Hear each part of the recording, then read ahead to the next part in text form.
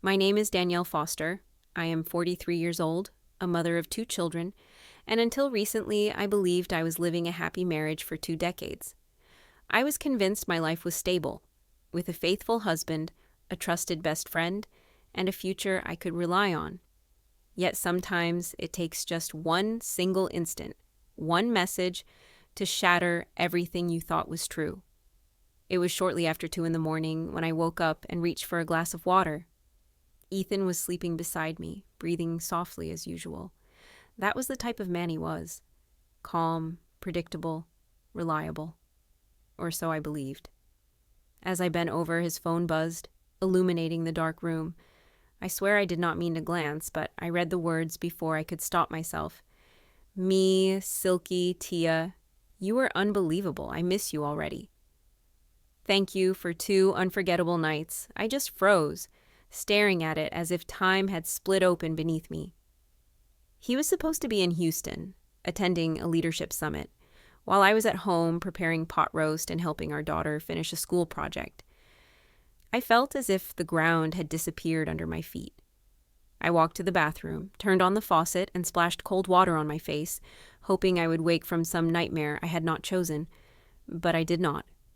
In the mirror, I saw someone I hardly recognized, not only hurt or angry, but empty inside. That night, something inside me shattered quietly, without any outburst, just enough to transform everything. The next morning, sunlight streamed through the window. The kitchen window shone as it usually did, too bright and too ordinary. Ethan moved through the house exactly as he had for 20 years. He grabbed his mug, filled it with coffee, and asked how I had slept. I told him I had a strange dream in which everything I believed in was suddenly untrue. He chuckled and replied, "Dreams can be strange like that." Then he leaned in, kissed my cheek as if nothing had shifted, but something definitely had. Although he could not sense it, I felt it deep within every fiber of my being. I watched him leave for work, clutching his empty plate, my fingers itching to hurl it against the wall. Instead, I tidied the table, loaded the dishwasher, and wiped the countertop. Doing ordinary tasks was simpler than confronting the storm rising inside me. I did not cry then. I did not scream or throw his clothes out onto the lawn. I did what women like me often do. I put on a fresh shirt, tied my hair back, and called someone I trusted. Jillian had been my closest friend since college. She was there when I met Ethan. She stood by me at our wedding and grasped my hand when I gave birth to our first child. If anyone could keep me grounded in that moment, I believed it was her. She answered on the first ring. I asked if she could meet for coffee. I did not explain why. I did not need to. She said she would be there in half an hour. When I walked into At the cafe, she was already seated in our regular booth, slowly sipping a latte, her hair styled in its usual curls, flawless makeup, and an expression that revealed nothing. She glanced up at me and smiled, though the warmth did not reach her eyes. "You look terrible," she said, with a tone that was part teasing and part genuine concern. "What happened?" I slid into the booth across from her and set my phone down on the table. I remained silent for a moment and kept tapping the screen until that message appeared. Once again. Then I turned the phone so she could see it. Her face shifted slightly for just a brief instant. Not in a big way that anyone else might catch, but I knew her deeply, and I recognized it. A flash of shock, fear, and guilt crossed her eyes before she quickly masked it again. "What makes you think he's cheating?" she asked, trying to keep her voice light, but there was a tension in it, too much tension. I didn't reply. Instead, I simply watched her. She looked away. "He belongs to someone else now," I said softly, bitterness edging my words. And I was the fool who believed we were unbreakable. Jillian took another sip of her coffee, avoiding meeting my gaze. In that silence, something inside me shifted again. It was not just Ethan I needed to question, but the possibility that the one person I confided in completely might be hiding something as well. That day, a nagging feeling started at the back of my mind, a kind of uneasy awareness I wished to ignore. I tried to convince myself Jillian was merely shocked for my sake, and nothing more, yet the truth reflected in her eyes told a different tale. Her tone, the restless tapping of her fingers against the side of her cup, suggested she couldn't stay still. Something about it seemed off. Later that night, I found myself sitting in my car outside the school, waiting for Maya's rehearsal to finish. My mind kept drifting back to that coffee shop. I constantly rewound the conversation with Jillian, searching for any signs I might have overlooked. I pondered how swiftly she had rushed to defend Ethan, how uneasy she appeared. Then a recollection struck me. Around 3 months ago, Ethan had attended a company holiday gathering. I couldn't join because Maya was down with the flu, so he went on his own. When I brought it up with Jillian afterward, she dismissed it too quickly. Far too quickly. She said she had a migraine that evening. I hadn't even asked whether she was invited. Suddenly, the puzzle pieces started falling into place. Her shift in mood whenever Ethan was mentioned, her recent excuses to avoid hanging out, how she'd become silent whenever his name surfaced. Perhaps I had been too exhausted or too trusting to notice before. But now, with that message etched vividly in my memory, I couldn't ignore what was lying plainly ahead. The following morning, I informed Ethan that I was taking the girls to my parents for the weekend. He didn't question it, just responded okay. It felt like a weight had lifted from him. That alone revealed everything I needed to understand. Before leaving town, I dialed Jillian. I wanted to hear her voice one last time. I needed to hear her lie to me again. She answered, "Hey, are you okay?" I replied flatly, "I'm heading to Blue Ridge today." "Taking the children." There was a pause that was unexpected. She said, "Yes," I responded. "Aver is returning from college this weekend, and Mai's trip got cut short. You're not overreacting, are you?" I froze at that word. Overreacting, the one people use to hide what they are doing behind your back. Strange choice of words. I replied, "Why would you say that?" She quickly answered, "I just don't want you to regret anything. It's hard to walk away from something so much. Maybe you and Ethan just need some time." At that moment, I stopped pretending. "Whose side are you on?" I asked coldly. "Yours," she said. "Too soon." "Of course yours." "Then stop trying to make me doubt my own instincts," I snapped. Silence hung in the air between us. "Are you sure you're okay?" she finally asked. "No," I admitted honestly for once. "But I'm getting there." I ended the call before she could speak again. I didn't want her comfort if it was wrapped in betrayal. I didn't have all the facts yet, but my gut had stopped whispering and was now shouting. Deep down, I realized I hadn't just lost my husband, but my closest friend as well. The house appeared unchanged from the outside. The lawn was tidy. Wind chimes jingled gently on the porch. A wreath from the previous season still hung on the door. Yet, when I pulled into the driveway, my hands trembled. I wasn't supposed to be there. I had promised myself I wouldn't return, but Maya had left her school reading packet in the front closet, and I knew she would need it. I arrived by Monday, parking with the engine running, expecting to be in and out within 5 minutes. Ethan was still at work, so I believed the driveway would be empty. The house appeared quiet and still. I inhaled deeply and entered through the side door. The second I stepped inside, something seemed wrong.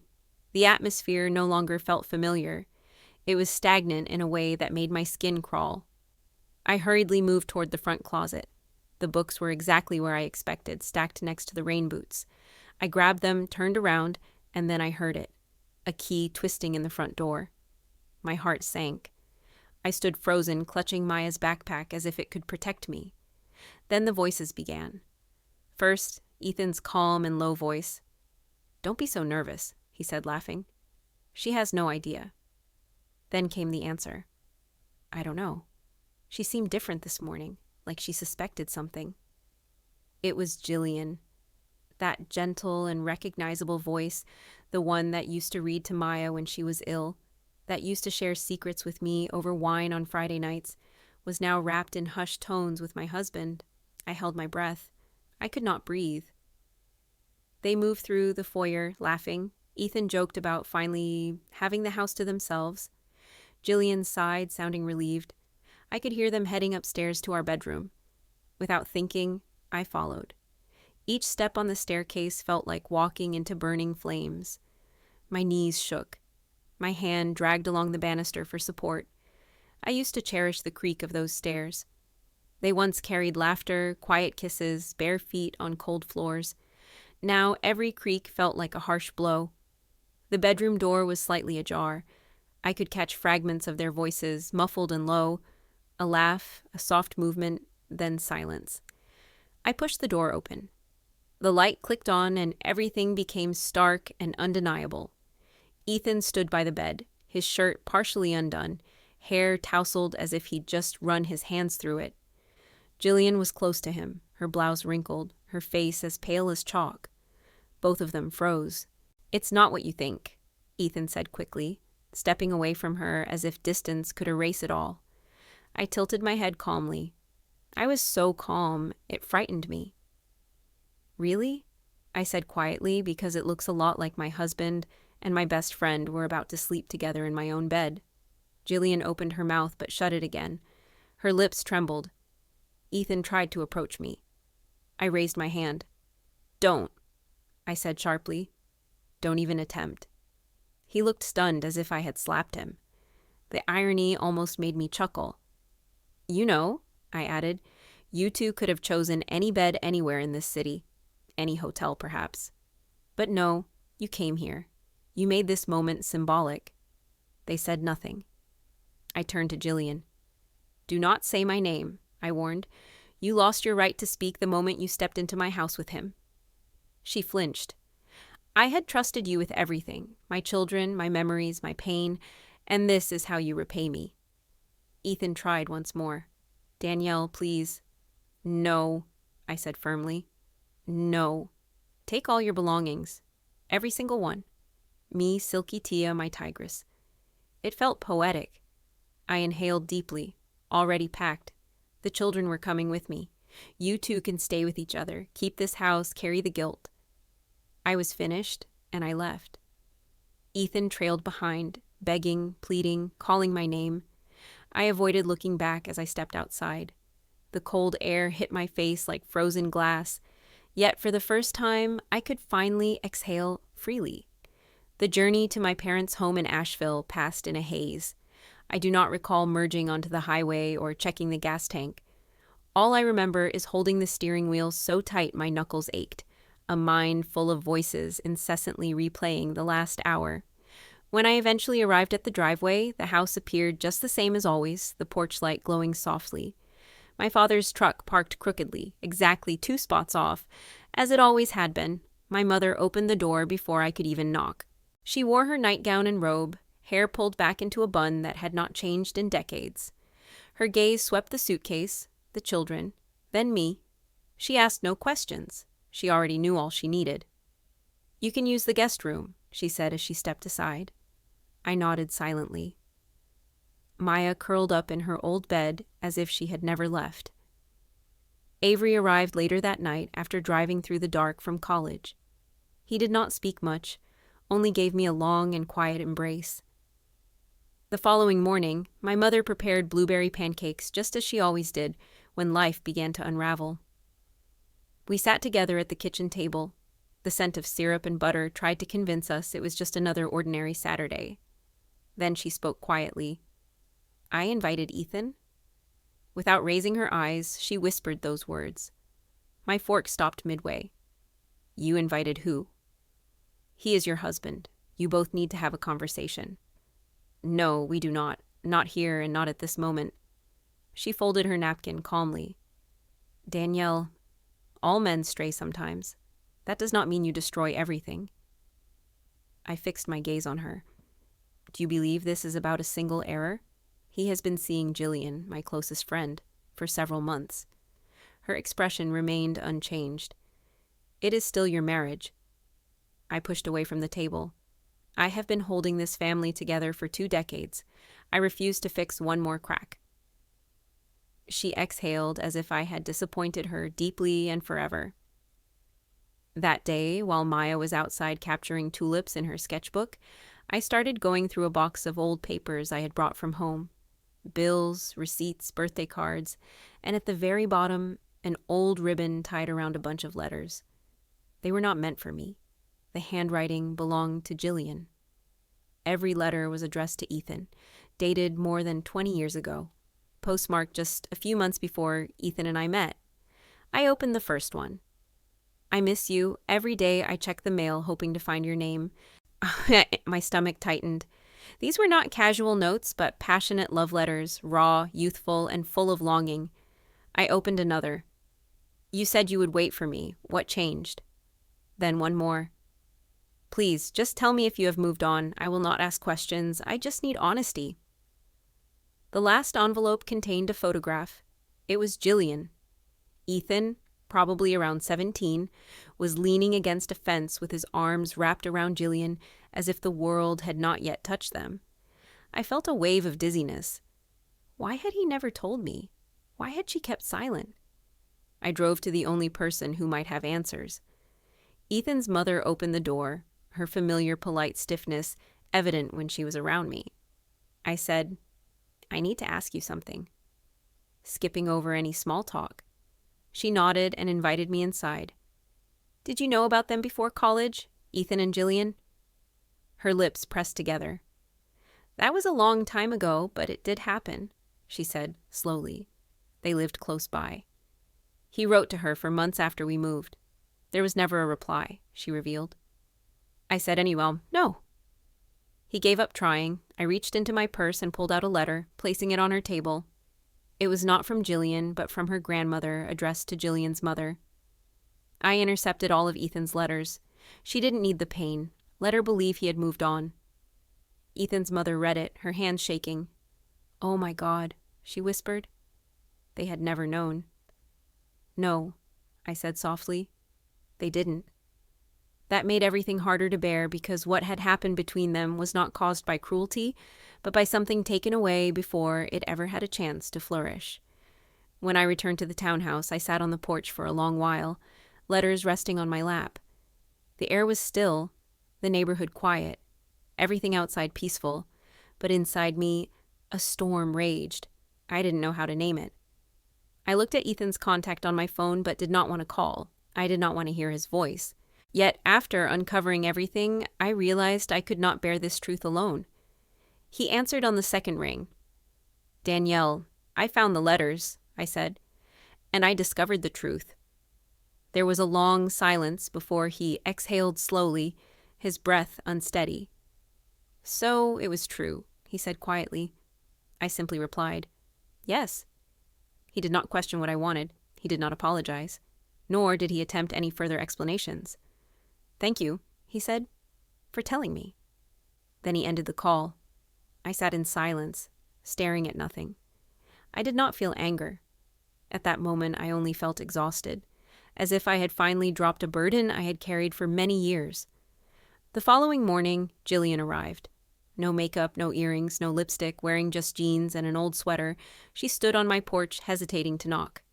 I opened the door before she could speak. I need to talk, she said urgently. Please just hear me out. There was something in her tone I had not heard for a long time, not guilt or desperation, but a raw emotion that runs deep within you. I moved aside and we sat facing each other in my kitchen. I did not offer coffee, nor did I show any kindness. I loved him, she spoke quietly. Even before you met him. He was my first everything. I nodded. When we met in college and I saw you with him, I told myself it did not matter, but it really did. At first, I kept close just to be near him. But then I learned to love you too, as a friend. That part was genuine. I reminded her that she still slept with him. She lowered her voice to a whisper. It was not planned. It happened at the holiday party. We both consumed too much alcohol. It was a poor decision, but it did not drag on for months. It was never a prolonged secret affair behind your back. You believe that makes it any better? No, she replied. I believe it makes it worse because we both understood the consequences, and yet we went through with it. I posed the question I had been carrying for several weeks. Did he tell you he would leave me? She paused. That said enough. Did he express his love for you? She nodded slowly. He mentioned that he was unsure of what he wanted. and you mistook that for love." She remained silent. I once thought if he and I parted ways, it would be due to something significant, something impossible to repair. However, now I see it ended because he repeatedly chose what was convenient rather than what was right. She glanced down at her hands. "I am relocating to Seattle." She explained, "I found a new job. I must go somewhere that does not constantly remind me of what I destroyed." I did not say farewell. I did not ask her to stay in contact. When she left, it felt like a door had finally shut. Not with anger, not with remorse, but with understanding. I was not stepping away from something. I was stepping toward something new.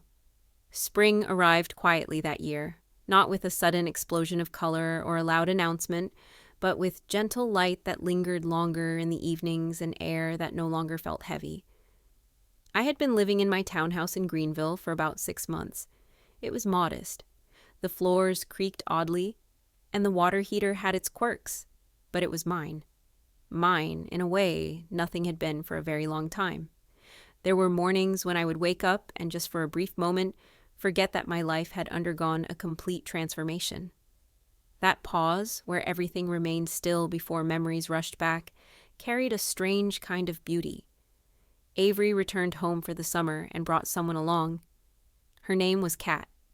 She possessed a quiet assurance and eyes that observed others with warmth, never with criticism. I felt drawn to her immediately. She treated my son as if he truly mattered without expecting him to prove anything. Maya began painting. One day, she asked if she could create a mural on her bedroom wall. I inquired about her vision. She described it as something chaotic, yet joyful. She named it Mom's Fresh Start. The mural was a mixture of blues and golds, with splashes of white and sharp reds that, in an unexpected way, gave the whole piece a feeling of optimism. I allowed her to keep it. Giving her ownership of that space was important because it signified that she saw this new phase not as a collapse, but as a beginning. My mother transformed gradually, making subtle changes. She joined a local volunteer group, a step she never would have considered before. My father drove her to shelters twice weekly and began composing poetry. Although it was awkward, it was sincere and personal. One evening, my phone rang. It was Ethan. He insisted he was not calling to repair anything. "I just wanted to tell you I am sorry for everything," he said hurriedly. "Not only for what I did, but also for how long I let you face that marriage alone." I remained silent. I did not need to respond. His apology was not meant to mend things, but to let go. After hanging up, I did not shed a tear. Later in the week, I found myself once again at the gas station where I had stopped the night I said goodbye to him. The place appeared somewhat changed. Some potted plants sat near the front window, and there were several new shelves filled with travel mugs. Behind the counter stood Grant. He looked up as I entered and then offered a smile. "You came back?" he said. "But you never heard the rest of my story?" I answered. "We already sat down at the same small table in the corner." No ghosts this time, just two people who had faced tough experiences and emerged on the other side. "Do you ever wonder what you would tell yourself if you could go back 1 year?" he inquired. I paused to think.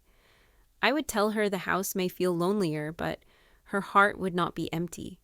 And grieving is allowed even if you are the one who left, he agreed quietly. I would say to myself that sorrow is not the finish line, merely an unexpected turn along the way. That evening, we did not share a kiss, nor did we need to. There was something precious in delaying the rush, in discovering peace together in silence with someone who did not try to fix me. Love, I came to understand, does not always arrive with grand displays. Sometimes it quietly speaks, like a gentle presence waiting just beyond what we see. Looking back now, I do not regret leaving. I do not regret stepping away from the life I thought I had to fight for. What I was truly battling for was not love itself, but the memory of it. And memories cannot hold you close at night, nor can they answer the difficult questions you ask. The reality is I stayed far too long trying to hold on to something that had already slipped away. I kept wishing Ethan would see the burden I was carrying and that Jillian would recall the bond we once shared. But they never did. That is the harsh truth about betrayal. it does not always hit with harshness. Sometimes it sneaks in softly, disguised by justifications and gentle tones from those who once knew your middle name and your preferred type of tea. I have come to understand that healing is not loud or theatrical. Often, it simply means waking up to the fact that you are no longer bracing for the worst, but simply moving forward. Avery will be returning to school this fall. Maya's mural is nearly complete.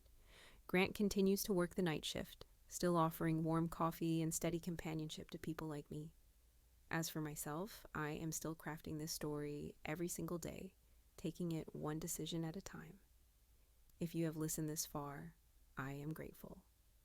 Truly, if you have ever been betrayed, silenced, or made to feel you had to shrink yourself to maintain peace, know this: you have the right to take up space.